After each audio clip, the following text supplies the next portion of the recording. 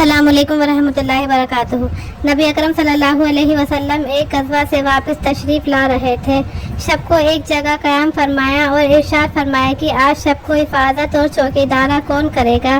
ایک مہاجر اور ایک انصاری حضرت عمار بن یاسر اور حضرت عباد بن بشیر نے عرض کیا کہ ہم دونوں کریں گے۔ حضور نے ایک پہاڑی جہاں سے دشمن کے آنے کا راستہ ہو سکتا تھا بتا دی کہ اس پر دونوں قیام کرو۔ دونوں حضرات وہاں تشریف لے گئے۔ وہاں جا کر انصاری نے مہاجر سے کہا کہ رات کے 2 حصوں پر منتقسم کر کے ایک حصے میں آپ سوتے رہیں، میں جاگتا رہوں، دوسرے حصے میں آپ جاگے میں سوتا رہوں کہ دونوں کے تمام رات جاگنے میں یہ بھی احتمال ہے کہ کسی وقت نیند کا غلبہ ہو جائے، دونوں کی آنکھ لگ جائے۔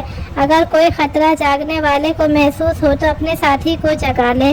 رات کا پہلا آدھا حصہ انصاری کے جاگنے کا قرار پایا اور مہاجر سو گئے۔ انصاری نے نماز کی نیت باندھی۔ دشمن کے جانب سے ایک شخص آیا اور دور سے کھڑے ہوئے شخص کو دیکھ کر تیر مارا، اور جب کوئی حرکت نہ ہوئی تو دوسرا اور پھر اسی طرح تیسرا تیر مارا، اور ہر تیر ان کے بدن میں گھستا رہا اور یہ ہاتھ سے ان کو بدن سے نکال کر پھینکتے رہے۔ اس کے بعد اطمینان سے رکوع کیا، سجدہ کیا، نماز پوری کر کے اپنے ساتھی کو جگایا۔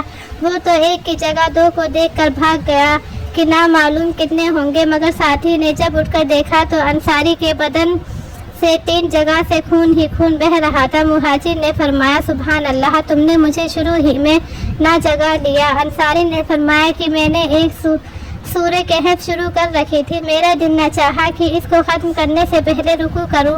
اب بھی مجھے اس کا اندیشہ ہوا کہ ایسا نہ ہو کہ میں بار بار تیر لگنے سے مر جاؤں اور حضور نے جو حفاظت کی خدمت سپرد کر رکھی ہے وہ فوت ہو جائے۔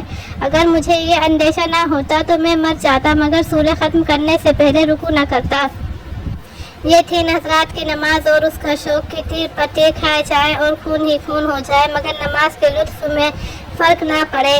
ایک ہماری نماز ہے کہ اگر مچھر بھی کاٹ لے تو نماز کا خیال جاتا رہا۔ پھر کا تو پوچھنا ہی کیا، یہاں ایک فقہی مسئلہ بھی اختلافی ہے کہ خون نکلنے سے ہمارے امام یعنی امام اعظم کے نزدیک وضو ٹوٹ جاتا ہے، امام شافعی کے نزدیک نہیں ٹوٹتا۔